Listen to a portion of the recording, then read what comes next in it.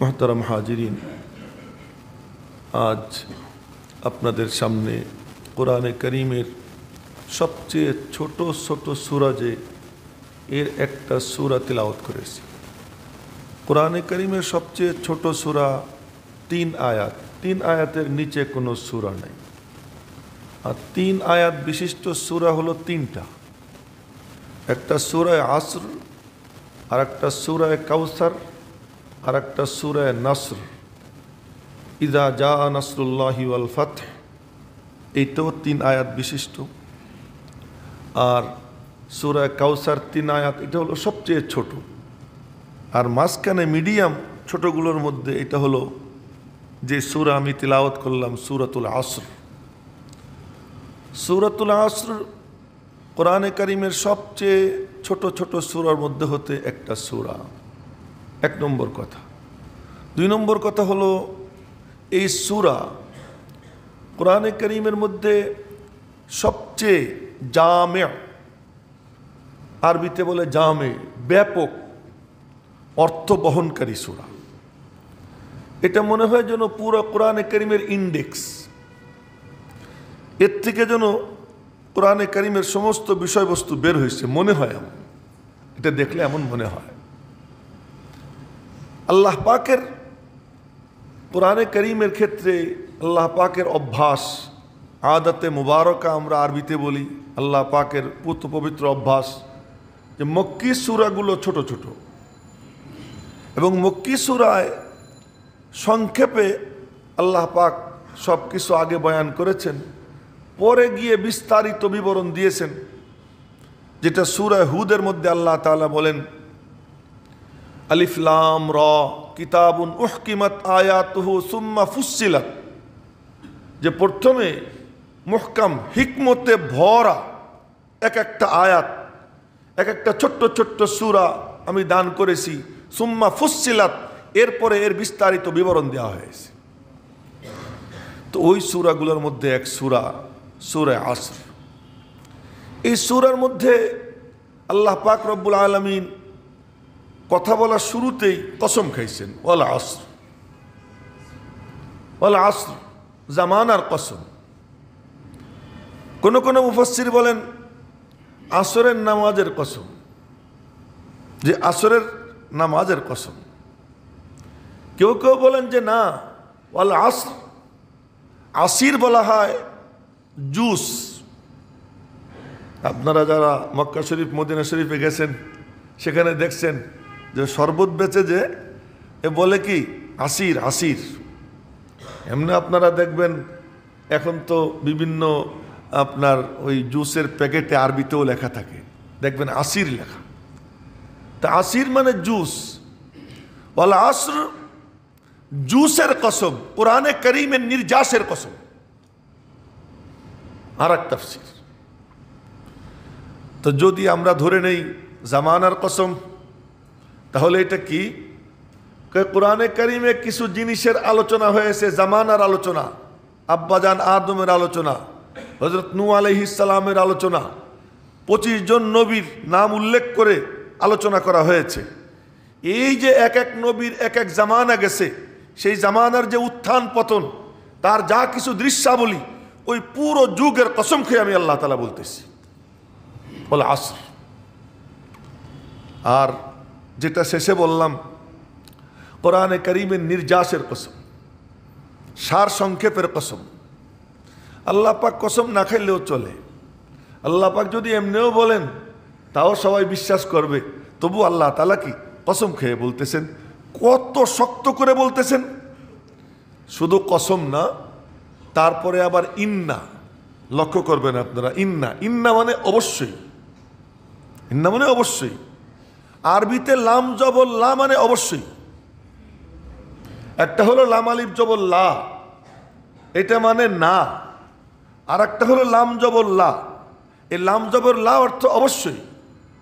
আচ্ছা, ওয়াল আসর কসম, আবার লাম জবর লা অবশ্যই, ইন্না অবশ্যই, লাফি খুসরিন, এই যে তানবিন দুই জের, এই তানবিনকে বলা হয় তানবিনে তাজিম। তাজিম মানে মহানত্ব বোঝানোর জন্য। আপনাদের কি বুঝতে কোনো কষ্ট হইতেছে নাকি? তাহলে মনোযোগ দিয়ে শুনেন। কোরআনে কারীমের আয়াত এর কিছু তাফসীরের ঢঙ্গে বলতেছি, যে এমনি যদি সুর দিয়া শুরু করে দেই তখন সব তন্ময় হয়ে শুনবে, কিন্তু এইরকম বললে এটা একটু শুনতে কষ্ট হয়। আর স্বাভাবিক জিনিসে কষ্ট হয়। 7 আপ ঘটঘট করে গিলে খায়, তাই না? কিন্তু ওতে কিন্তু সমস্যা হয়। স্প্রাইট ঘটঘট করে গিলে খায়, ওতে সমস্যা হয়। ভাত এটারে একটু লবণ, একটু ভর্তা এটা দিয়ে খাইতে অত ভালো লাগে না, কিন্তু বার্গার খাইতে কি মজা লাগে না? বার্গার খাইতে খুব মজা লাগে, কিন্তু এটা অস্বাস্থ্যকর। আর এটা স্বাস্থ্যকর। স্বাস্থ্যকর যেটা, এটা একটু কষ্ট করে খেতে হয়। তো এখন যে আলোচনা করতেছি এটা একটু স্বাস্থ্যকর আলোচনা, এটা কলবের জন্য খুব জরুরি আলোচনা। এজন্য একটু মনোযোগ দিয়ে কষ্ট করে শুনতে হবে।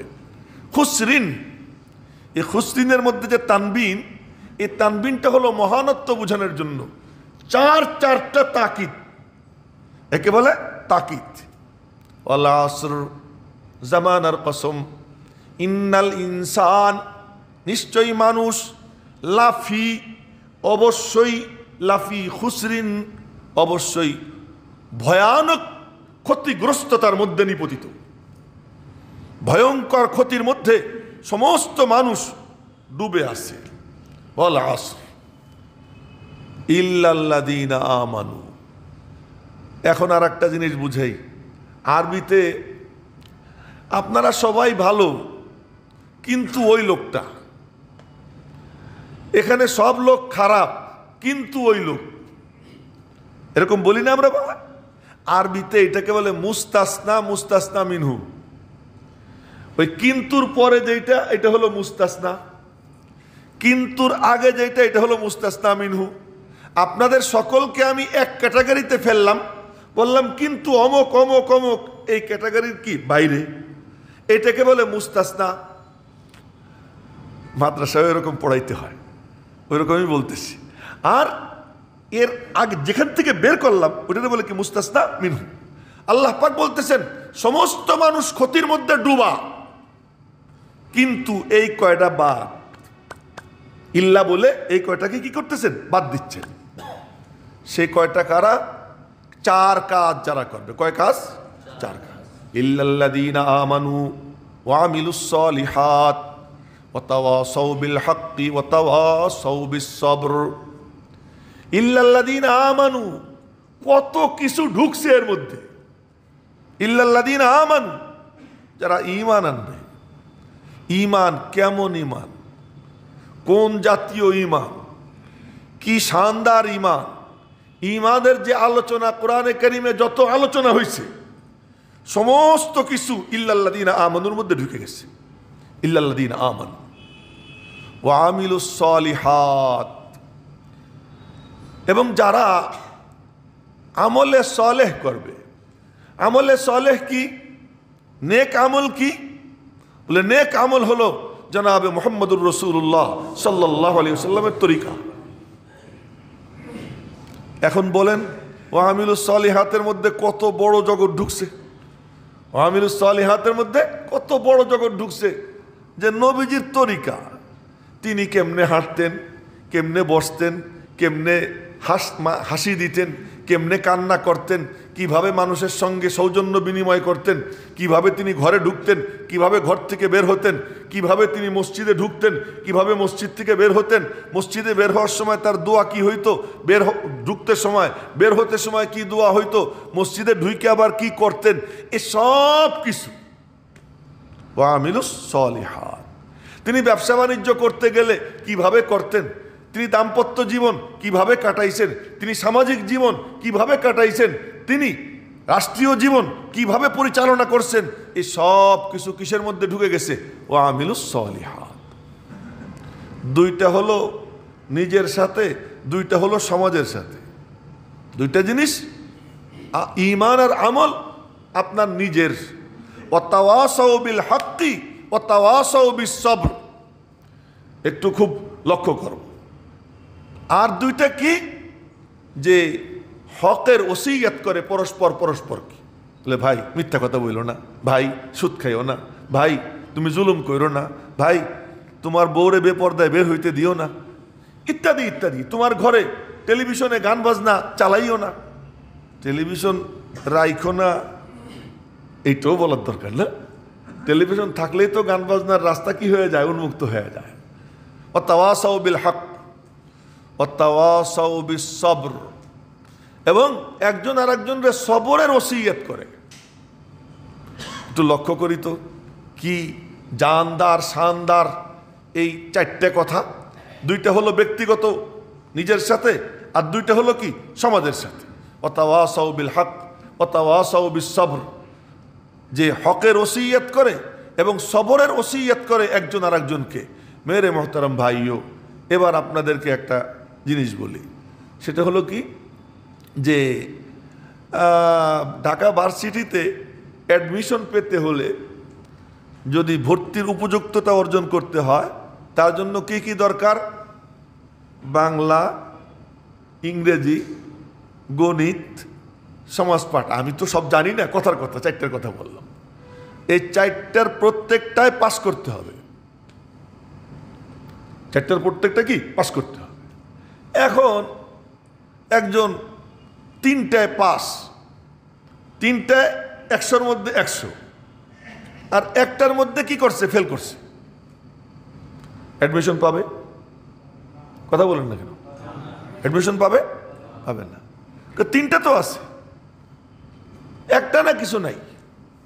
আমাদের একটা ভুল ধারণা, সেটা হলো কি যে আমি খুব ইমানদার, আমি খুব নামাজওয়ালা, আমি খুব রোজাওয়ালা, কিন্তু আমি জনহিতকর কাজে নিজেকে কখনো নেই না, জনকল্যাণের জন্য নিজেকে কখনো পেশ করি না, মানুষের কল্যাণের জন্য সামাজিকভাবে কোনো ভূমিকা রাখি না।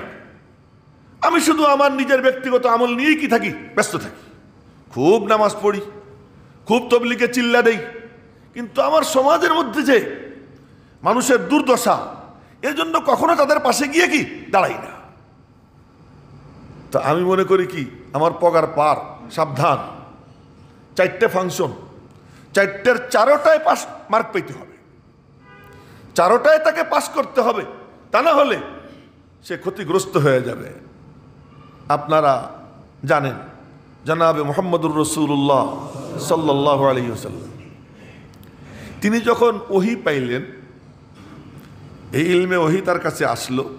সহিহ বুখারী শরীফের হাদিস শুনাইতেছি। ইলমে ওহী যখন আসলো, তার আগে 6 মাস একটানা, কখনো একটানা 40 দিন, কখনো একটানা 50 দিন হেরা গুহায় গিয়ে বসে থাকতেন, ওখানে আরাধনা করতেন। কি করতেন? বুখারী শরীফে আসছে ইয়াতাহান্নাসু, তাহান্নুস করতেন। তাহান্নুস মানে একটানা কয়েক রজনী রাত্রিকালীন ইবাদতকে বলে তাহান্নুস। তাহান্নুস করতেন ওখানে বসে বসে। কি কি বলতেন উনি জানেন, উনার আল্লাহ জানে, আমি জানি না। এটা করতেন, এতটুকু আসছে হাদিসে। একটানা করতেন। যখন ওই রুটি শেষ হয়ে যেত, পানি শেষ হয়ে যেত, আবার ফিরে আসতেন। আইসে হযরত খাদিজাতুল কুবরাকে বলতেন যে আমারে আর কয়টা রুটি বানাই দাও। রুটি নিতেন, পানি নিতেন, আবার গিয়ে ওখানে বসতেন। কখনো কখনো মা নিজে গিয়ে দিয়ে আসতেন। এই করতে করতে 40 বছর পূর্ণ হয়।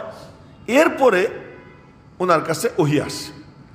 ওহী আসার ওই প্রেক্ষাপট এর আগে আপনাদেরকে শুনেছি, আজকে বিস্তারিত শোনাবো না। ওহী আসলো। ওহী যখন আসলো তো নতুন জগতে প্রবেশ করছেন, ভিতরে ধড়ফড় করতেছে, ভিতরটা ধড়ফড় করতেছে। এটাও বুখারী শরীফের হাদিস। তার জুফু ফুয়াদুহু, অন্তর থরথর করে মানে কাঁপাকাঁপি করতেছে। এই কাঁপাকাঁপি করতে করতে বাড়ি গেছে। বাড়িতে গিয়ে মাকে বললেন যে আমার গায়ে চাদর চড়াই দাও, কম্বল চড়াই দাও, আমি ভয় পাইতেছি, ভয় লাগতেছে।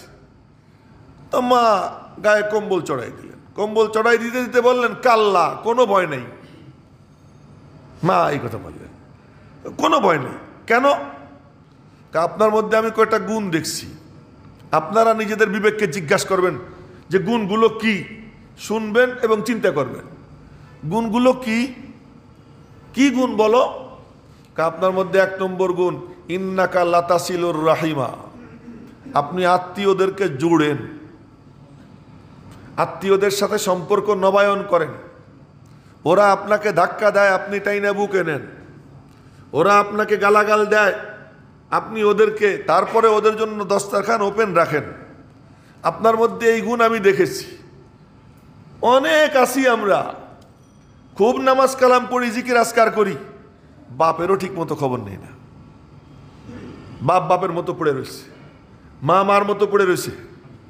আমি চিল্লা দেই, আমি জিকির করি, আমি বহু কিছু করি, কিন্তু আমি সবার কথা বলতেছি না। কেউ কেউ এমন আছে যে বাপের খবর নিচ্ছে না। কিসের নামাজ তোমার, কিসের জিকির তোমার, কিসের তিলাওয়াত তোমার, কিসের চিল্লা তোমার? তুমি জানো এক সাহাবী নবীজির কাছে এসে বলতেছেন, ইয়া রাসূলুল্লাহ, কি আমি জিহাদে যাব, আমি জিহাদে যাব। নবীজি বললেন, আওয়ালিদাকা হাইয়ুন, তোমার পিতামাতা জিন্দা? শুনেন কথা, আওয়ালিদাকা হাইয়ুন, তোমার পিতামাতা জিন্দা? বললেন জি। বুড়া? জি। নবীজি বললেন, ফাফিহিমা ফাজাহিদ, যাও পিতামাতার খেদমতের জিহাদ করো। জিহাদের মতো আমল, সেখানে রওনা হবেন। নবীজি বলতেছেন, যাও পিতামাতা জিন্দা, তুমি গিয়ে সেখানে কি করো? পিতামাতার খেদমত করো। তোমার জিহাদে যাওয়ার দরকার নাই, জিহাদের জন্য অনেক সৈনিক আছে, চিল্লার জন্য মেলা লোক আছে। তোমার বাপ অসুস্থ, তুমি বলতেছো আমি গিয়া আল্লাহর রাস্তায় দোয়া করব। এই কে কইছে তোমার এই কথা বলতে? এই বুজুর্গি দেখাইতে কে বলছে? জনাবে মুহাম্মদুর রাসূলুল্লাহ সাল্লাল্লাহু আলাইহি সাল্লাম বলতেছেন, তুমি তোমার বাপ মার পাশে গিয়ে থাকো। তোমাকে ওই বুজুর্গি দেখানোর জন্য চিল্লায় যাওয়ার দরকার নাই, তুমি তোমার বাপ মার পাশে পড়ে থাকো। এক লোক তাবেঈ, মা অন্ধ,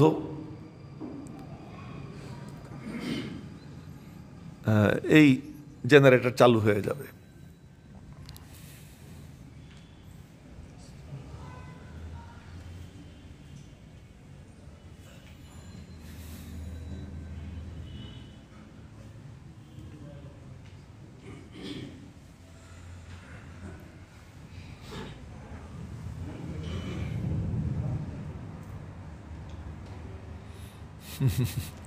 আমরা কত দুর্বল না?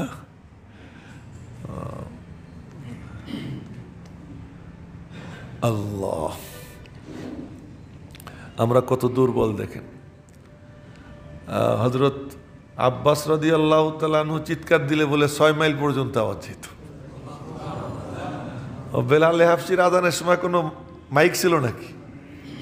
আজান দিতেন, চতুর্দিকে আওয়াজ চলে যেত। আর এই এতটুকু মসজিদ, 6 কাঠার উপর মসজিদ, আর সেই মসজিদের মুসল্লিদেরকে আমি আমার আওয়াজ দিয়ে শোনাইতে পারি না। আমরা এতটা কি হয়ে গেছি, দুর্বল হয়ে গেছি। তো বলতেছিলাম যে এক লোক খানায় কাবার তওয়াফ করছে, তার মারে কাঁধে নিয়ে, তার মারে কাঁধে নিয়ে তওয়াফ করছে। তওয়াফ তো শুধু না, তওয়াফের পরে কি করতে হয়? সাই করতে হয়। 7 চক্কর কাঁধে নিয়ে করছে। এরপরে সাই, সফা মারওয়ার সাই। এরপরে বলতেছে যে আমি মিনা, আরাফা, মুজদালেফা, এই সব জায়গা আমার মারে কাঁধে নিয়ে ঘুরছি। যে এখানেও আমি মানে তওয়াফ করলাম, এখন তওয়াফে জিয়ারত। তওয়াফে জিয়ারত, তওয়াফে জিয়ারতের পরে ফরজ তওয়াফের পরে আবার কি আছে? সাই আছে। এইটাও এখন করব। জিজ্ঞেস করতেছে হযরত আব্দুল্লাহ ইবনে ওমরকে যে হযরত বলেন, আমি কি আমার মার হক আদায় করছি, করতে পারছি? উনি বললেন, হক আদায় করতে পারছো কি পারো নাই ওইটা পরে, আগে শোনো তুমি কতটুকু হক আদায় করছো সেটা শোনো, তার প্রাপ্য কতটুকু এটা একটু বোঝার চেষ্টা করো। কি সেটা? তোমার মা তোমারে পেটে ধারণ করছে, প্রসব বেদনা উঠছে যখন, তোমাকে যখন বের করা হয়েছে, ওই সময় যে সে একবার আহ বলছে, ওই যে তার কষ্টের আহ, এই এত কিছু করেও তুমি ওই এক আহেরও বিনিময় দিতে পারো না। তো আমরা তো এক একজন বড় বুজুর্গ হয়ে যাই, বাপ মার খবর নেই না, আত্মীয়দের খবর নেই না, আমার ফুফু কোথায় খবর নাই, আমার খালা কোথায় খবর নাই, আমার শাশুড়ির সাথে খুব তার সাথে ডেলি হাই হ্যালো করি, কিন্তু একবারও আমি আমার খালার খবর নেই না। অথচ হাদিসে পাকে নবীজি বলেন, আল খালাতু বিমানজিলাতিল খালাকে মনে করো তোমার মা। বুঝে বলতেছেন খালা এ যেন তোমার মা, তুমি তার কোনো খবর নেও না। নবীজি বলেন, যে ব্যক্তি চায় যে তার রিজিক বৃদ্ধি পাক, তার ওমরে আল্লাহ তাআলা বরকত দান করুক, এবং সে অমর হইতে চায়, সে যেন তার আপন জনকে বুকের সঙ্গে মিলায়, সেজন্য সেলা রেহমি করে। তো আম্মাজান খাদিজাতুল কুবরা বলতেছেন, আপনার মধ্যে 1 নম্বর গুণ কি গুণ?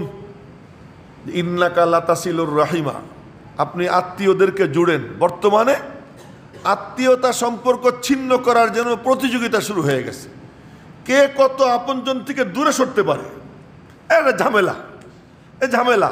ভাইকে ভালো লাগে না, বন্ধুকে ভালো লাগে, বাপকে ভালো লাগে না, রাজনৈতিক নেতাকে ভালো লাগে।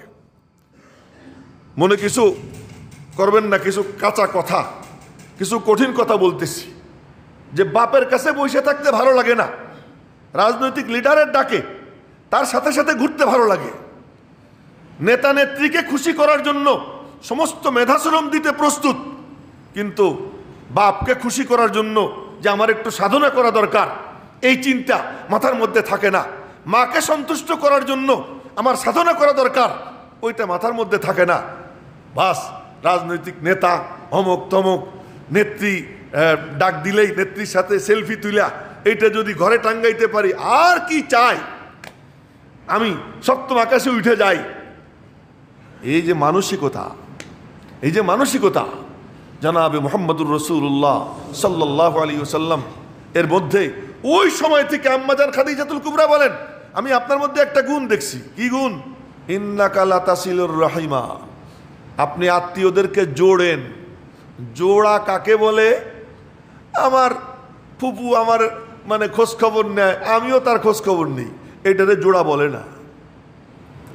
জোড়া কাকে বলে? নবীজি বলেন, সিল মান কতা আকা, যে তোমারে ছিন্ন করে তুমি তারে জোড়ো। জোড়ের প্রশ্ন তখনই আসে যখন ছিন্ন করা হয়। আপনার ভাই আপনার সাথে দুর্ব্যবহার করছে, মনে আঘাত দিয়া একদম দেলটারে চৌচির করে ফেলছে, এরপর আপনারে সে কেটে ফেলছে। এই কেটে ফেলার পরে আপনি গিয়ে ভাইকে বুকে টাইনে নেন, একে বলে সেলা রেহমি। কে বলে কি? সেলা রেহমি। সিলমান কতা আকা।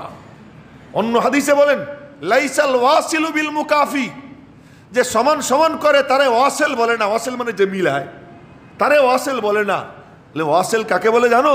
ওয়ালাকিন্নাল ওয়াসিল আল্লাযী মান ইযা কাতাআহু ওয়াসালাহু। ওয়াসিল হলো সে যে কেটে দিলে পরে জোড়ে।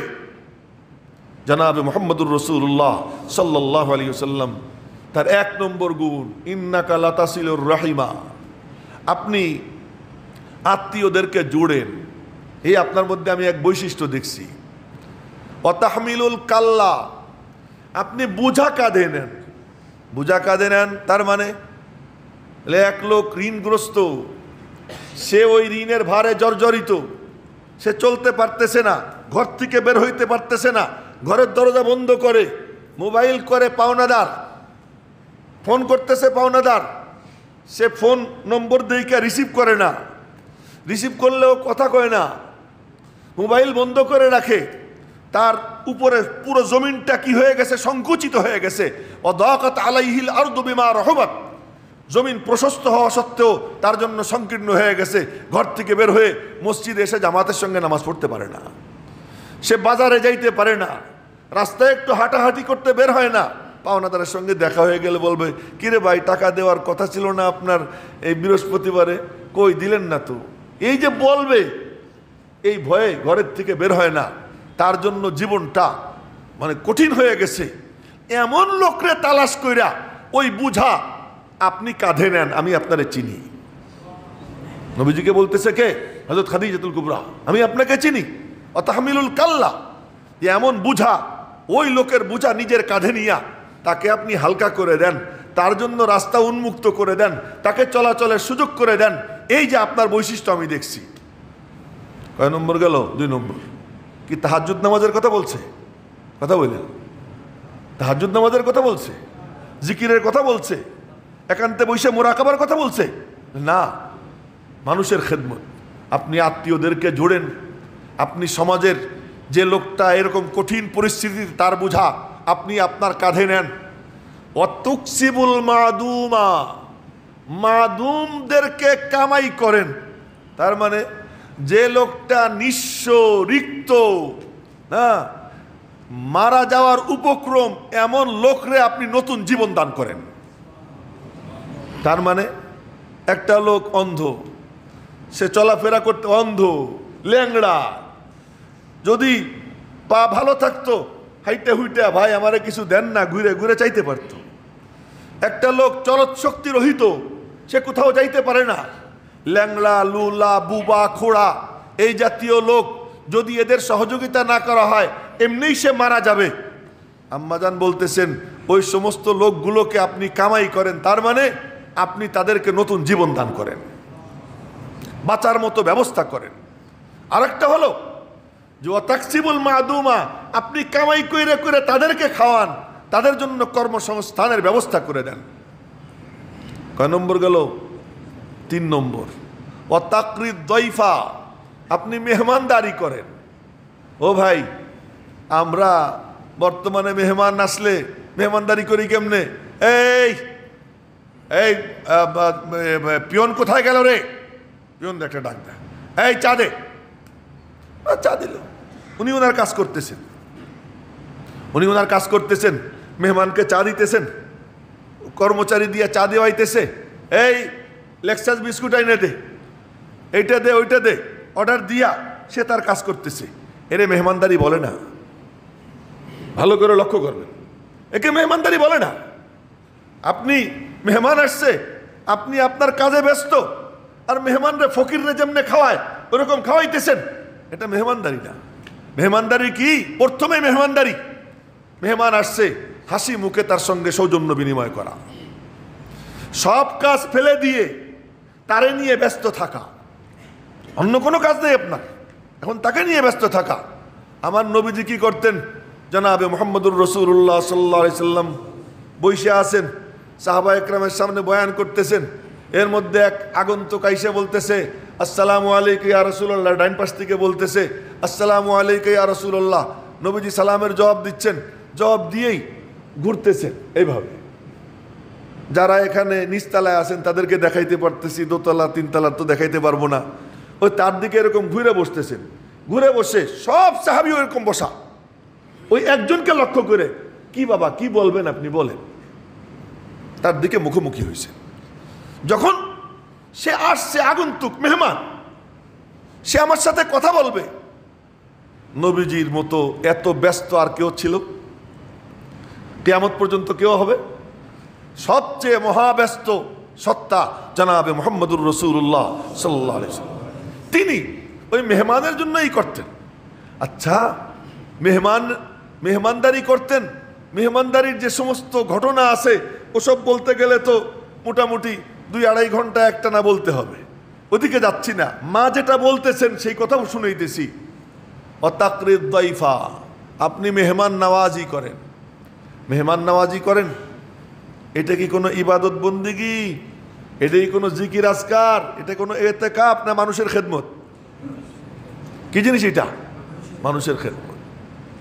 আচ্ছা, ওয়াতুইনু আলা নওয়াইবিল হক, আপনাকে আমি দেখেছি প্রাকৃতিক বিপর্যয়ে জনগণের পাশে গিয়ে আর্তমানবতার সেবায় আপনার থেকে আগে যেতে আমি কাউকে দেখিনি। আর্তমানবতার সেবায় সবার আগে যিনি হাজির হইতেন তিনি হলেন জনাবে মুহাম্মদুর রাসূলুল্লাহ সাল্লাল্লাহু আলাইহি ওয়াসাল্লাম।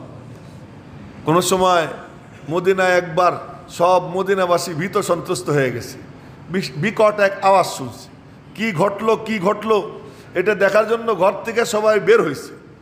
এখন দেখতেছেন নবীজি ফিরে আসতেছেন আর বলতেছেন লাম তুরাউ, তোমরা ঘাবড়াইও না, আমি দেখে আসছি, কোনো সমস্যা নাই। সবাই ঘর থেকে কেবল বের হইতেছে, আর নবীজি সবার আগে গিয়ে সেই জিনিস দেখে টেকে আইসে বলতেছেন ঘাবড়ানোর কিছু নাই, কোনো সমস্যা নাই, আমি জেনে আসছি, কোনো অসুবিধা নেই। অতঈনু আলা নওয়াইবিল হক। আজ ইবাদত করি তো ইবাদতেই আসি, আত্মমানবতার সিপাহী ইয়াহিয়া মাহমুদরে খুঁজেই পাওয়া যায় না। দুস্থ মানবতার জন্য কাউকে ডাক দিলে পাওয়া যায়, আমাকে ডাক দিলে পাওয়া যায় না। আরে আমি তো হাদিস পড়াই, আমি মাদ্রাসায় পড়াই, আমি মসজিদে খুতবা দেই, বয়ান করি। আমার কাম ওয়াজ করা, তোমার কাম দান করা, তোমার কাম আত্মমানবতার সেবায় নিজেকে নিয়োজিত রাখা। আমি ওয়াজই করব, হ্যাঁ, আমি তবলিগি, আমি তবলিগের মেহনতি করব। যে চিল্লা দিবে তারাই খাওয়াবো, ওই ভিক্ষুক এরে খাওয়ানো আমার দায়িত্ব না। ওই পঙ্গু তার সেবা করা আমার দায়িত্ব না। না না না, তুমি এটা কি চিন্তা করতেছো? তোমার এইটা পরকালে নাজাতের জন্য এইটা একটা পয়েন্ট, এখানে তোমার পাস করতে হবে। তুমি শুধু ঈমান আর আমল, ঈমান আর আমল, এইটাও আমলের অন্তর্ভুক্ত। তাই বলতেছিলাম যে কাজ কয়টা? চারটা। ইল্লাল্লাযীনা আমানু ওয়া আমিলুস সালিহাত ওয়া তাওয়াসাউ বিল হাক্কি ওয়া তাওয়াসাউ বিস সবর। যে ঈমান আনে, নেক আমল করে। ঈমান কাকে বলে? ঈমান কি জিনিসের নাম? ইল্লাল্লাযীনা আমানু। আমরা আসলে মুসলমান মুমিন খুব কমই আছি, আল্লাহ মাফ করে দাও। আপনাদেরও মানে কাছে ক্ষমা চেয়ে বলতেছি, মুসলমান সবাই, মুমিনের সংখ্যা খুবই কম। মুমিনের সংখ্যা খুবই কম। মেহনত করতে করতে করতে করতে তারপরে গিয়ে মুমিন হয়। সাধনা করতে করতে করতে করতে এক পর্যায়ে গিয়ে কি হয়? মুমিন হয়। প্রাথমিক পর্যায়ে কি হয়? মুসলমান হয়। ঈমান দিলের মধ্যে বসাইতে অনেক সাধনা করতে হয়। একদল লোক আসছে, আয়েশা নবীজির সামনে বলে আমান্না, আমরা ঈমান আনছি। আল্লাহ পাক আয়াত নাজিল করলেন ক্বালাতিল আরাবু আমান্না। ওই বেদুইনরা বলতেছে আমরা ঈমান আনছি। কুল, তুমি বলে দাও লাম তুমিনু, তোমরা এখনো ঈমান আনো নাই। ওয়ালাকিন কুলু আসলামনা, বলো মুসলমান। সুতরাং মুসলমানদের যা অধিকার, তোমারও সেই অধিকার প্রতিষ্ঠিত হয়ে গেছে, কিন্তু এখনো মুমিন হও নাই। কেন? ওয়ালাম্মা ইয়াদখুলিল ঈমানু ফি কুলুবিকুম, এখনো ঈমান তোমার ভিতরে ঢোকে নাই। ঈমান কাকে বলে? এর একটা আর একদিন দৃষ্টান্ত দিছিলাম, আবার আজকে দিচ্ছি। কেউ যদি সুদ খায় তো কোরআনে কারিমে আল্লাহ তাআলা বলছেন যে সে যেন তার পেটের মধ্যে জাহান্নামের আগুন ঢুকায়, জাহান্নামের আগুন ঢুকায়। তো আপনাদেরকে বলি, এখানে যদি আগুন জ্বলতে থাকে না, একটা কুপি জ্বলতে থাকে, আর আমি আপনাদের কাউকে বলি আমার সামর্থ্য যা আছে সেই অনুযায়ী বলতেছি, এখন পকেটে হয়তো 1000 কাছে, তা আমি বললাম যে আপনারা আমি 5000 টাকা দিব, খালি একবার একটু ওখানে হাত দেন, একটা আঙ্গুল রাখেন। কেউ রাখবে? বলেন আপনারা, কেউ রাখবে? কেন? সে জানে যে এখানে হাত দিলেই আমার হাতটা কি পুড়ে যাবে। হ্যাঁ, আচ্ছা, এইটা বাদ। এক মানে এক বক্স বিস্কুট, এর মধ্যে 1000 বিস্কিট আছে, একখান বিস্কিটের মধ্যে বিষ আছে, এটা জানাই দিলাম যে একখান বিস্কিটের মধ্যে কি আছে? বিষ আছে। এখন এই 1000 বিস্কুটের একখান বিস্কুটে বিষ, বাকি 999 বিস্কিটে কি নেই? বিষ নেই। এখন আপনাদের কাউকে যদি বলি এখান থেকে একখান বিস্কুট খান, কে খাবেন? বলেন আপনারা, কে খাবেন? একজনও আছে? খাবেন না। কেন? যেটাই ধরবেন হতে পারে এটার মধ্যে বিষ, শুধু এতটুকু আশঙ্কা, নিশ্চিত না যে এর মধ্যে বিষ, শুধু আশঙ্কা যে বিষ হতে পারে। কেউ কি করে না? আচ্ছা, আর একটা দৃষ্টান্ত দেই না, আর একটা দৃষ্টান্ত দেই। যে এই ইসে সাপ, বহু পদের সাপ আছে, বেশ কিছু সাপ আছে যে সাপের কোনো বিষ নাই। তার মধ্যে একটা যেমন আছে ওই যে পানি থেকে উঠে আসে, আমরা কই ধোড়া সাপ, আপনারা কি বলেন জানি না, দাঁড়ই সাপ কয়, ধোড়া সাপ বলে, ধোড়া সাপ না। তো কোনো কোনো সাপ এমন আছে যে সাপে কি নাই, বিষ নাই। সব সাপে বিষ থাকে না, কিন্তু সাপ দেখা বিষ হতেও পারে, নাও হতে পারে। সুতরাং যা এটারে ধরি, কেউ ধরে কেন? বিষ থাকতে পারে, বিষ থাকতে পারে, এতটুকু আশঙ্কা মনের মধ্যে আছে, যায় না। এখন আপনাদেরকে বলি, আমাকেও বলতেছি যে কবরে নবীজি বলছেন যে যে ব্যক্তি ঈমান না নিয়ে কবরে ঢুকবে, বদ আমল নিয়ে কবরে ঢুকবে, তো সে ব্যক্তির জন্য কবরে 70টা অজগর সাপ কবরের মধ্যে থাকবে এবং তাকে দংশন করতে থাকবে, এবং ওইটার মধ্যে কীট পতঙ্গে ভরা থাকবে। কবরের দুই পাশের মাটি দুই পাশ থেকে চাপ দিবে, এক পাশের পাঁজরের হাড় আর এক পাশে ঢুকে যাবে, এবং এক একটা সাপ এত মানে বিষাক্ত যে একবার যদি জমিন থেকে বের করে মুখটা উপরে আনে তো পুরো পরিবেশ দূষিত হয়ে যাবে, নবীজি বলছেন। এই শাস্তি ভোগ করবে কারা? যারা সুদ খায়, কারা? যারা ব্যভিচারী, কারা? যারা মিথ্যা কথা বলে, কারা? যারা চগলখড়ি করে, কারা? যারা জুলুম করে, যারা অত্যাচার করে। এই সব কিছু আমরা জানি। যদি আমার ঈমান ওই রকম থাকতো, আমি এই কাম করতাম? ঈমান তো একে বলে, মানে আমরা বলি যে আমি মুমিন, কিন্তু একবার নিজের ভিতরে একটু গুঁতে দিয়ে দেখছি যে আমি আগুনে হাত দেই না, কেন? পুড়ে যাবে। কিন্তু মিথ্যা বলি, কি জন্য? ঈমানটা আমার নাই। সুদ আমি খাই, কেন? ঈমান আমার নাই।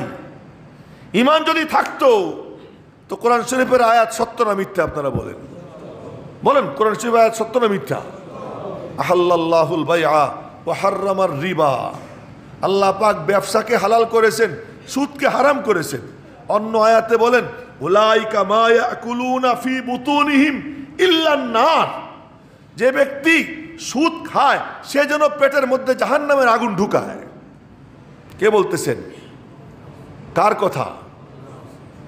তো এবার বলেন ইল্লাল্লাযীনা আমানু, মুক্তি পাইতে হইলে ঈমানটা কোন পর্যায়ের হতে হবে? এক সাহাবী নবীজি জিজ্ঞেস করছেন আজ কার কেমন অবস্থা? তো এক সাহাবী বলতেছে ইয়া রাসূলুল্লাহ আসবাহতু মুমিনান, আমি মুমিন অবস্থায় প্রভাত করলাম। তো নবীজি বললেন এত বড় দাবি করতেছো কাকে? সাহাবীকে। হ্যাঁ, আমি তো আল্লামা কাল্লামা সাইজে যাই, মানে ঈমানের যেন বাক্স ভরা আমার কাছে। সাহাবী বলতেছেন এই এটা কে? এটা ধাক্কা দেন। কি এটা কোন কারবার?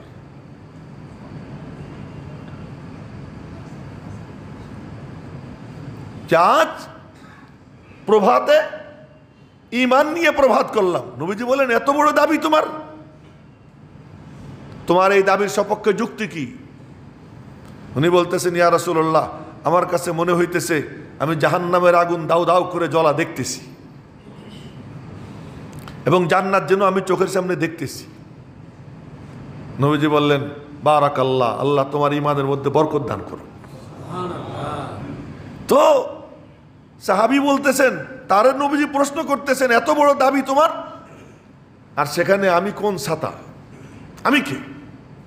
ইল্লাল্লাযীনা আমানু, সবাই ক্ষতিগ্রস্ত, কেবলমাত্র সে যে মুমিন। এটা হলো মূল ফাউন্ডেশন। হ্যাঁ, ফাঁকে একটা কথা মনে রাখবো, জান্নাতে একটা হলো দুখুলে আউয়ালি, আবার আপনাদেরকে নৈরাশ করে দিলে তো আমি আবার থাপ্পড় খাবো আল্লাহ পাকের, আল্লাহ মাফ করে দাও। যে একটা হলো জান্নাতের দুখুলে আউয়ালি, প্রথম অবস্থায় জান্নাত, আর একটা হলো কিছুদিন জাহান্নামের আগুনে জ্বলার পরে তারপরে গিয়ে কি জান্নাত। এখন যে আলোচনা হচ্ছে ওয়াল আসরি ইন্নাল ইনসানা লাফি খুসর ইল্লাল্লাযীনা আমানু ওয়া আমিলুস সালিহাত, এই 4 কাজ যে ব্যক্তি গোল্ডেন A+ পাবে তো সে তার মরতে দেরি, তার জন্য জান্নাতে যেতে দেরি হবে না। কিন্তু কারো যদি ঈমানের দৌলত শুধু থাকে, পুড়বে জ্বলবে কিন্তু জান্নাত একদিন না একদিন পাবে, পুড়লেও সীমিত সময় পুড়বে, এবং পোড়ানো হবে কি জন্য? পরিষ্কার করার জন্য। ময়লা কাপড় যেমন লন্ড্রিতে দেওয়া হয় ময়লা পরিষ্কার করে ধুলাই করে এটাকে আয়রন করার জন্য, জান্নাতে যাইতে হইলে ক্লিন হয়ে যাইতে হবে। তো আল্লাহ পাক ওই ক্লিন মেশিন হিসেবে জাহান্নামে তারে ফেলবেন আর ওখান থেকে তারে ক্লিন করবেন, পবিত্র বানাবেন, পবিত্র বানাবেন। আর এরপরে নবীজি এক এক দলরে বের করবেন, জাহান্নাম থেকে বের করবেন। বের করতে করতে এরপরে নবীজি আর চিনবেন না আরো কারা কারা রয়েছে। তো আল্লাহ পাক রব্বুল আলামিন বলবেন তুমি চিনবা না, এবারে আমারে দাও, আমি করি। তো আল্লাহ রব্বুল আলামিন নিজে কুদরতি হাত দিয়ে মুঠ উঠাবেন জাহান্নাম থেকে। এই মুঠগুলো একেবারে কয়লা, কিন্তু কয়লা হইলে কি হবে? দেখা যাবে ওই কয়লাগুলোর সিনার 4 আঙ্গুল নিচে একটা ছোট্ট ছিদ্র, ওই ছিদ্র দিয়ে ফিনকি দিয়ে নূর বের হইতেছে। ওই নূর হলো লা ইলাহা ইল্লাল্লাহ। এই জন্য আমি আপনাদেরকে নৈরাশ করতেছি তা না, কিন্তু জাহান্নামের আগুন বরদাস্ত করার সামর্থ্য কার আছে? দুনিয়ার আগুন জাহান্নামের আগুনের 70 ভাগের 1 ভাগ, আর তার ধারে কাছে যাইতে পারি না। কোথাও যদি দাউ দাউ করে জ্বলে লেলিহান শিখা, তো তার চতুর্দিকে বড় বেষ্টনীর ধারে কাছে কেউ যাইতে পারে না। আর সেখানে জাহান্নামের সেই আগুন, এই আগুনে পড়ার সামর্থ্য যদি কারো থাকে, সুদ খাই, এর মধ্যে পড়ার সামর্থ্য যদি কারো থাকে তো 2 নম্বরই করে অর্থের মালিক হই, ধোঁকাবাজি করে ব্যবসা বাণিজ্য করে অর্থের মালিক হই। কিন্তু ওইটা হওয়ার আগে নিজেকে জিজ্ঞাসা করবো আমার এই সামর্থ্য আছে কিনা। তো এই জিনিস থেকে ফিরাবে কে? ওই ঈমান, যে আমি আগুনে হাত দিই না কেন পুড়বো, সাপরে আমি ধরি না কেন সাপের সবল থেকে আমি রেহাই পাবো না, টিনের থেকে বিস্কুট 999টা ভালো, এরপরেও আমি ধরলাম না কেন, যেটা ধরবো ওইটার মধ্যেও তো বিষ থাকতে পারে। এই রকম যদি কারো মনের মধ্যে এসে যায় যে আমি মিথ্যা বললেই তো জাহান্নাম, আমি চগলখড়ি করলেই তো কি জাহান্নাম, আমি পরনিন্দা করলেই তো কি জাহান্নাম। আচ্ছা বলেন, এরপরে কি আর তারে নসিহত করা লাগবে? আর নসিহত করা লাগে না। নসিহত করার মূল কাজটা হলো কি, আমার ঈমানটা আমার মেহনত করে কি করতে হবে? বানাইতে হবে। আল্লাহ পাক রব্বুল আলামিন যেন আমাদের সকলকে আমাদের ঈমান বাড়ানোর তৌফিক দান করেন। আপনারা দান বাক্স চালিয়ে দেন, ঈমান বাড়ানোর তৌফিক দান করেন। এই মূল ফাউন্ডেশন যার ভালো হয়ে যায়, বাকি সব অটোমেটিক্যালি তার কি হয়ে যায়? সুন্দর হয়ে যায়।